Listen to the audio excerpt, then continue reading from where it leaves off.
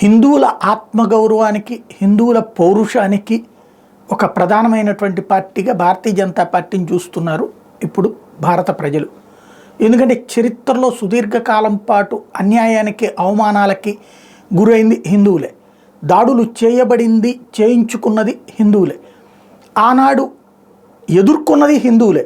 ఎదుర్కొన్న హిందువుల యొక్క పౌరుషాన్ని గురించి ప్రచారం చేయడం మానేసి హిందువులని బీరులుగా చూపించినటువంటి చరిత్ర మీదనే తిరగబడుతున్నటువంటి హిందూ సమాజం ఈ రోజున భారతీయ జనతా పార్టీని హక్కుని చేర్చుకుంది. అంటే భారతీయ జనతా పార్టీలో ఒక పౌరుషాన్ని చూస్తున్నారు ప్రజలు, భారతీయ జనతా పార్టీలో ఒక ధైర్యాన్ని చూస్తున్నారు. కానీ ఆ భారతీయ జనతా పార్టీకి ఆంధ్రప్రదేశ్లో ఆ పౌరుషాన్ని చంపేస్తున్నామా?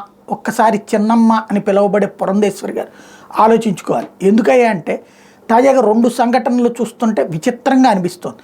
స్వయంగా ఆవిడ కూర్చుని ఉండగానే ఆవిడ వెనకాల ఉన్నటువంటి బ్యానర్లో సరిగ్గా చంద్రబాబు ఫోటో లేదని చించవతల పడేయడం, రచ్చ చేసి వెళ్ళటం. ఇంతవరకు దాని మీద తెలుగుదేశాన్ని ఆవిడ అడిగినట్టు కానీ, తెలుగుదేశం ఆవిడకి వివరణ ఇచ్చినట్టు కానీ, అట్లాంటిది పెచ్చ వేషాలు వేసినటువంటి వాళ్ళ మీద చర్య తీసుకున్నట్టు కానీ కనిపించలేదు. లేదా హెచ్చరిక చేసినట్టు కూడా కనిపించలేదు. బహిరంగంగా అయితే చాటుగా ఉన్న జరిగిందని మనకెవరికి తెలియదు. రెండవది, అనపర్తిలో ప్రస్తుత భారతీయ జనతా పార్టీ అభ్యర్థి అయినటువంటి శివరామకృష్ణ ప్రసాద్ని కృష్ణరాజుని తీసుకొచ్చి నడి రోడ్డు మీద ఆపి, నువ్వెవడు తెలుగుదేశం కండవాలు కప్పుకోవడానికి, తీస్తావా తీయవా అని చెప్పి తీపిచ్చినటువంటి వ్యవహారం, ఆయన తీసేసేదాకా వదిలిపెట్టనటువంటి వ్యవహారం. అక్కడ భారతీయ జనతా పార్టీకి అవమానమే జరిగింది. ఈ రెండిట్లలో అవమానం చేసింది మిత్రపక్షంలో పెద్ద పక్షమైనటువంటి తెలుగుదేశం పార్టీ.